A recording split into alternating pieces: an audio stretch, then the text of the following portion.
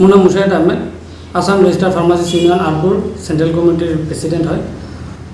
যোৱাকালি আমাৰ ফেচবুকত এটা পোষ্ট পালোঁ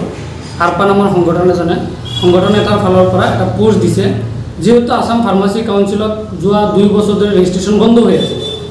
তো বহুত হাইকোৰ্টৰ অৰ্ডাৰ অনুসৰি আৰু আমাৰ CM ছাৰৰ অৰ্ডাৰ অনুসৰি আমাৰ ৰেজিষ্ট্ৰেশ্যনৰ কামখিনি ষ্টাৰ্ট হৈছে নতুন ষ্টুডেণ্টৰ বহুত নিয়াৰিকৈ চলি আছিলে তো সিহঁতৰ ওপৰত আমাৰ অলৰেডি আমাৰ ছাৰে অলৰেডি ক'লে যে আমাৰ কেছ ফাইল হৈ আছে সিহঁতে আমাৰ লগত মানে কেছত হাৰো অৱস্থা এটা আমাৰ ওপৰত আমাৰ আৰপু সংগঠনৰ ওপৰত বদলা মানিবৰ কাৰণে অহৰহ চেষ্টা চলাই আছিল কিন্তু আমাক কোনো পৰ্যায় পোৱা নাই তো যোৱাকালি আমাৰ চেণ্ট্ৰেল কমিটিৰ বৃহস্পতিবাৰ গৈছিলোঁ পৰিস্থিতিৰ বুজ ল'বলৈ কাৰণে যোৱা 2 দিন আগত মই প্ৰেচিডেণ্ট ছেক্ৰেটাৰী ৱৰ্কিং প্ৰেচিডেণ্ট সবেই গৈছিলোঁ পৰিস্থিতিৰ বুজ ল'বলৈ তাতে আমি ৰেজিষ্ট্ৰাৰৰ লগত কথা পাতিলোঁ বা কৰ্মচাৰীৰ লগত কথা পাতিলোঁ কেনেকুৱা চলি আছে নিয়াৰিকৈ চলি আছে নে নাই এইবিলাক সিহঁতে কি কৰিছে এটা বাইট লৈছে 2 ছেকেণ্ড 3 ছেকেণ্ড এটা ভিডিঅ' লৈ সেইটো সিহঁতে কিবা কিবি পোষ্ট লিখি আমাৰ ওপৰত বদলা মানিব বিচাৰি আছে আৰু সিহঁতৰ এইটোৱে ধান্দা যে অসম ফাৰ্মাচী কাউন্সিলৰ ৰেজিষ্ট্ৰেশ্যন যিটো নিয়াৰিকৈ চলি আছে সেইটো কেনেকৈ বন্ধ কৰি ছাত্ৰ ছাত্ৰীৰ মাজত এটা বিশৃংখলতাৰ সৃষ্টি কৰিব বিচাৰি আছে যিটো যোৱা 2 বছৰ ধৰি ৰেজিষ্ট্ৰেশ্যনটো বন্ধ কৰি ৰাখিছিলে সিহঁতে সেইটো অহৰহ চেষ্টা চলাই আছে যাতে ৰেজিষ্ট্ৰেশ্যনটো বন্ধ হয় আৰু অসম ফাৰ্মাচী কাউন্সিলত আকৌ আৰু নতুনকৈ এটা বিশৃংখলতা সৃষ্টি কৰিবৰ কাৰণে সিহঁতে এনেকুৱা ভাইৰেল কৰি আছে আমাৰ ভিডিঅ'বিলাক আমি এজন ফাৰ্মাচিষ্ট হয় আমি এজন সংগঠনৰ মানুহ হয় যেতিয়া এটা পৰিস্থিতি বুজ ল'বলৈ যাওঁ তাত ভিডিঅ' কৰি ভাইৰেল কৰা কিমান যুক্তিসংগত হ'ব পাৰে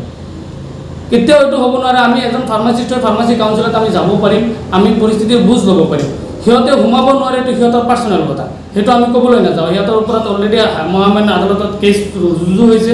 কেছ চলি আছে সিহঁতে হাৰো অৱস্থাতে আমাৰ বদনাম কৰিবৰ কাৰণে সিহঁতে এইবিলাক ভিডিঅ' ওলাইছে আপোনালোকে গম নোপোৱাকৈ ভিডিঅ' কৰিছে নেকি আমাক গম নোপোৱা আমি ক'বই নোৱাৰোঁ আমি অফিচত ফাইলখিনি চাই আছোঁ কোনখিনি কি পৰিস্থিতিত হৈ আছে কিমানখিনি ফাইল গৈছে কিমানখিনি ফাইল যোৱা নাই ক'ত কি আছে মই বাহিৰত ষ্টুডেণ্টবিলাকৰ লগত বহি কথা পাতি আছোঁ যে দাদা ষ্টুডেণ্টবিলাকে যেতিয়া আমি যাওঁ ষ্টুডেণ্টবিলাক আহে আমাৰ ওচৰত আহি কিনে ক'ব দাদা মোৰ এইটো ফাইল এইটো হৈছে ঠিক আছে যে মই কথা পাতিম এনেকুৱা এটা বুজনিৰ ভিত্তিত আমি আলোচনা কৰিব যাওঁ কেতিয়াবা আমি এইটো আমাৰ তীক্ষ্ণ নজৰ আগৰ পৰাই আছে আমি ৰেজিষ্ট্ৰাৰ ছাৰক কৈছোঁ আৰু গোটেই সবেই গম পায় যে আৰপুৰ তীক্ষ্ণ নজৰ আসাম ফাৰ্মাচী কাউন্সিলত আছে ইয়াত কোনো দুষ্ট চক্ৰ বাহৰ পাতিব দিয়া নহ'ব ষ্টুডেণ্টে 2 বছৰ যিমানখিনি হাৰাশাস্তি কৰিছে এটা ষ্টুডেণ্টৰ ভিতৰৰ মনৰ কথা আমি বুজিব সিহঁতে বুজি নাপায় সিহঁতে আকৌ এইবিলাক লগাই যাতে ৰেজিষ্ট্ৰেশ্যনটো আকৌ কেনেকৈ বন্ধ কৰিব পাৰি সেইটো প্ৰচেষ্টা চলাই আছে সিহঁতে সেইটো আমি আকৌ কেতিয়াও হ'ব দিয়া নহ'ব আৰু ইণ্টাৰ্ণশ্বিপ যদি বন্ধ হৈ থাকে নতুন ছাত্ৰবিলাকৰ কিমান অসুবিধা হ'ব পাৰে বহুত আজি 2 বছৰ ধৰি বহুত ষ্টুডেণ্টে ইণ্টাৰ্ণশ্বিপ কৰিব পৰা নাই 2 বছৰ ধৰি যিমানখিনি ফাইল পেণ্ডিঙত আছিলে গোটেইখিনি ফাইল পেণ্ডিঙত পৰি আছে কামখিনি চলি থকা নাছিলে যেতিয়া আমি আমাৰ সংগঠনৰ ফালৰ পৰা CMৰ ফালৰ পৰা আদাৰৱাইজ হাইকোৰ্ট ষ্টুডেণ্টবিলাকে লাষ্টত হাইকোৰ্টলৈ যাবলৈ বাধ্য হৈছে বহুতখিনি ষ্টুডেণ্টে হাইকোৰ্টৰ পৰা অৰ্ডাৰ আনি সিহঁতে ৰেজিষ্ট্ৰেশ্যনখিনি লৈ আছে সেইটো ৰেজিষ্ট্ৰেশ্যন সিহঁতে বন্ধ কৰিব বিচাৰি আছিলে যেতিয়া আমাৰ কোনো পৰ্যায় ক'তো একো দুখ পোৱা নাই যেতিয়া আমি APCত সোমাইছোঁ তেতিয়া আমি বোলে তাত বেলেগ কিবা কাম কৰিব গৈছোঁ কিবা অংক কৰিব আমি ষ্টুডেণ্টবিলাকৰ লগত বহি কথা পাতি আছোঁ আমিতো কোনো গোপনীয় কোনো তথ্য কৰা নাই আৰপুৰ সদস্য হোৱাৰ বাবে তেওঁলোকে ইণ্টাৰ্ণশ্বিপ বন্ধ কৰি থৈছে নেকি আৰপুৰ সদস্য হোৱা বুলি গোটেই ছাত্ৰ ছাত্ৰী নতুনকৈ ছাত্ৰ ছাত্ৰীবিলাকৰ ইণ্টাৰ্ণশ্বিপটো গভৰ্ণমেণ্টে বন্ধ কৰি ৰাখিছে সেইটো আমি গভৰ্ণমেণ্টক আদৰণীয় অনুৰোধ জনাম অতি সোনকালে নতুন ষ্টুডেণ্টবিলাকৰ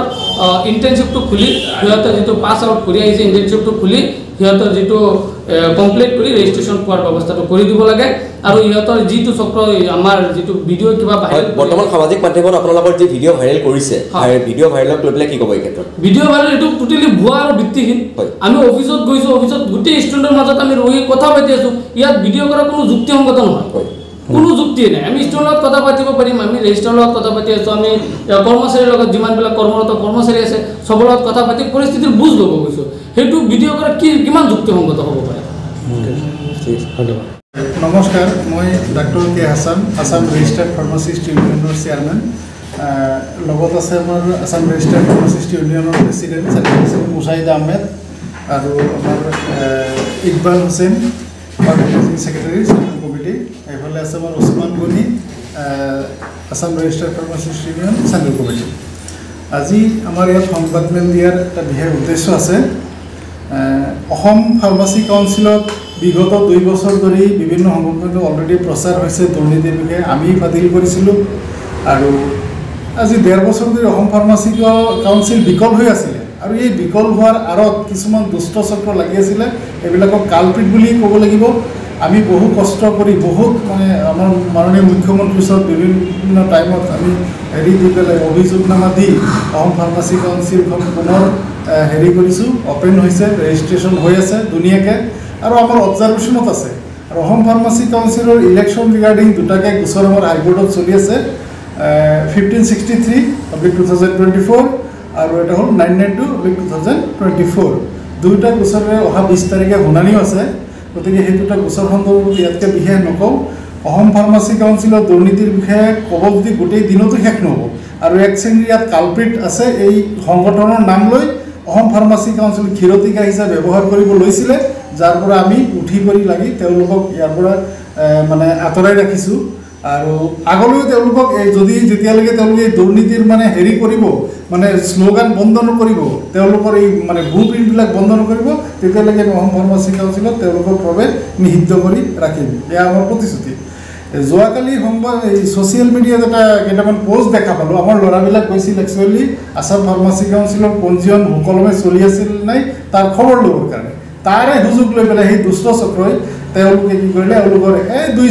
ছেকেণ্ডৰ তাকে য'ত খাৰা হৈ থকা ভিডিঅ' কৰি পেলাই ছ'চিয়েল মিডিয়াত এৰি দিলে আৰু সেই ভিডিঅ'ৰ লগত যিখিনি কথা লিখিছে সেইখিনি সম্পূৰ্ণ ভুৱা আৰু ভিত্তিহীন এই সন্দৰ্ভত আমি তেওঁলোকৰ ওপৰত ডিফেমেশ্যন কেছ এটা ৰেজিষ্টাৰ কৰিম শ্বৰ্টলি আৰু ক্ৰিমিনেল কেছো এটা ৰেজিষ্টাৰ কৰিম গতিকে অসমৰ ষ্টুডেণ্ট ফাৰ্মাচিষ্টখিনিক বিশেষকৈ কৈছোঁ ষ্টুডেণ্ট ফাৰ্মাচিষ্টখিনি কোনো আতংকিত হ'ব নালাগে পঞ্জীয়ন দুৰ্নীতিৰে হৈ আছে যদিও ক'ৰবাত কিবা বিসংগতি হৈছে আমাৰ আৰপুৰ চেণ্ট্ৰেল কমিটি আছে আৰু আমাৰ ফেচবুক পেজ এটা আছে আৰপুৰ ভইচ অফ ফাৰ্মাচিষ্ট তাত আপোনালোকে মেছেজ কৰিব পাৰে বা আমাক পাৰ্চনেলি কণ্টেক্ট কৰিব পাৰে আপোনালোকৰ যিটো সমস্যা আছে আমি এপিচিৰ লগত ডিছকাছ কৰি এইটো চল্ভ কৰিম কিন্তু এই ধৰণৰ দুষ্ট চক্ৰৰ কথাত গৈ পেলাই কোনো ধৰণৰ প্ৰতিৰোধ যাব নালাগে এওঁলোকে এনি টাইম চেষ্টা কৰি আছে আৰু এই 1.5 বছৰ বন্ধ কৰি ৰখাৰ গুৰিতে এইকেইটা মানুহেই হয় এইকেইটা কালপিটেই হয় এওঁলোকৰ দুৰ্নীতিৰ কথা ক'লে মানে গোটেই দিনেতো শেষ নহ'ব এওঁলোকে পূৰ্বে 2014 চনৰ পৰা মানে কি কৰি থৈছে NHMৰ ফাৰ্মাচিষ্টক লৈ কিমান দুৰ্নীতি কৰিছে RP লাইচেন্সক লৈ কি দুৰ্নীতি কৰিছে সেইবিলাক আমাৰ হাতত ফাইল হিচাপে আমি ৰাখি থৈছোঁ আমি তাৰ ওপৰত বিভিন্ন থানাত বিভিন্ন কোৰ্টত আমি গোচৰো দি থৈছোঁ গোচৰ চলি আছে কিছুমান সেই গোচৰত তেওঁলোকে বেইলত আছে গতিকে সেই বিষয়ে আৰু নকওঁ কিন্তু অসমৰ ফাৰ্মাচিষ্টক আমি কৰজোৰে এটাই এই ধৰণৰ দুষ্ট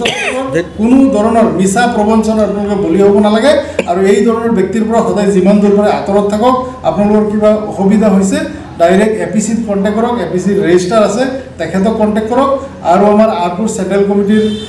হেৰি আছে ব্যক্তিসকলৰ কণ্টেক্ট নাম্বাৰ আছে তেওঁলোকক কণ্টেক্ট কৰক আমি যিমান দূৰ পাৰোঁ আপোনালোকক হেল্প কৰিম আৰু অসমত বৰ্তমান ইণ্টাৰ্ণশ্বিপ কিন্তু এতিয়াও বন্ধ হৈ আছে ইণ্টাৰ্ণশ্বিপ আমি কেইবাবাৰো মেমৰেণ্ডাম দিলোঁ আৰু ইয়াৰ ওপৰত আমি অতি সোনকালে হয়তো ধৰ্ণা কাৰ্যসূচীও হাতত ল'ম ইণ্টাৰ্ণশ্বিপ যিসকল কালপিটে বন্ধ কৰি ৰাখিছে তেওঁলোকৰ ওপৰতো মানে উপযুক্ত একশ্যন লোৱা হ'ব আজি যিসকল ছাত্ৰ ছাত্ৰীয়ে যিসকল ফাৰ্মাচিষ্ট পঢ়ি আজিলৈকে ইণ্টাৰ্ণশ্বিপ কৰিব পৰা নাই তেওঁলোকৰ কি অৱস্থা হৈছে একেদৰে ছুইচাইড কৰিবলগীয়া অৱস্থা হৈছে এই বিষয়ে এই মানে হেৰি বাবদ গজা সংগঠনে আজিলৈকে মাত মাতিছেনে ক'তো মাত মাতা নাই ৰেজিষ্ট্ৰেশ্যন যে ৰিষ্টাৰ্ট কৰি পেলাই গৌৰৱত মাত মাতিছে মাতা নাই অসমত যিমান অবৈধ ফাৰ্মাচী আছে তাৰ ওপৰত মাত মাতিছেনে মাতা নাই অসমত যিমান ফাৰ্মাচী আছে প্ৰত্যেকটা ফাৰ্মাচী যে ফাৰ্মাচিষ্ট এভেইলেবল থাকিব লাগে ছেকশ্যন 42 তেওঁলোকে নাজানে নেকি এই বিষয়ে গৌৰৱত মাত মাতিছেনে মাতা নাই একমাত্ৰ আৰপু এটা সংগঠন য'ত এই গোটেই সমস্যা ফাৰ্মাচিষ্টৰ সমস্যা লৈ মানে পূৰ্বেও মাত মাতি আহিছিলে আগলৈও মাত মাতি থাকিব আৰু অসম ফাৰ্মাচী কাউন্সিলত আমাৰ কেন্দ্ৰীয় সমিতিৰ ফালৰ পৰা আমি এনি টাইম তীক্ষ্ণ দৃষ্টি ৰাখিম এই ধৰণৰ মানে কুচক্ৰান্ত কৰা ব্যক্তিসকলক কোনো পৰ্যায়ে আমি প্ৰশ্ৰয় নিদিওঁ তাত এইটো আমাৰ স্পষ্ট কথা হয় আপুনি যিহেতুকে কৈছে যিসমূহ ধৰক অলৰেডি হাইকোৰ্টত দুটা গোচৰ চলি আছে মই ক'লোঁ 1563 আৰু 992 দুয়োটা গোচৰত ইলেকশ্যনটো তেওঁলোকে কিমান বক্ৰপথেৰে গুৱাহাটী উচ্চ ন্যায়ালয়ৰ নিৰ্দেশ আছিল 90 দিনত ইলেকশ্যন পাতিব লাগে তেওঁলোকে 45 ডেজতে পাতিব লাগে ইলেকশ্যন জাষ্ট শনিবাৰে ডিক্লেয়াৰ হৈছে সোমবাৰে বেলট পেপাৰ জ্বলাই দিব লাগে ফৰ্ম চি জ্বলাই দিব লাগে তোমালোকে যে ইমানেই নিখুঁত তেতিয়াহ'লে ফৰ্ম চি কিয় জ্বলাই দিব লগা হ'ল আৰু আদালতৰ মহামান্য আদালতৰ নিৰ্দেশ কিয় অৱমাননা কৰা হ'ল আৰু এনেকুৱা এজন ব্যক্তিৰ দ্বাৰা ইলেকশ্যনটো কমপ্লিট কৰিলে তেওঁ অথৰাইজ পাৰ্চনে নহয় তেওঁ গেজেট নটিফিকেশ্যনে পাব্লিছ কৰিব নোৱাৰে আৰু সেইজন ব্যক্তিক দিলেতো তেওঁৰ পচন্দৰ কেণ্ডিডেট 6জন আছিলে তেওঁলোকে ইলেকশ্যন জিকাব গতিকে সেইকাৰণে আমি উচ্চ ন্যায়ালয়ৰ ওচৰত বিচাৰ দি থৈছোঁ আৰু 20 তাৰিখে শুনানি আছে নিশ্চয় আদালতে আমাক ন্যায় দিব এইটো আমাৰ আদালতৰ ওপৰত পূৰ্ণ বিশ্বাস আছে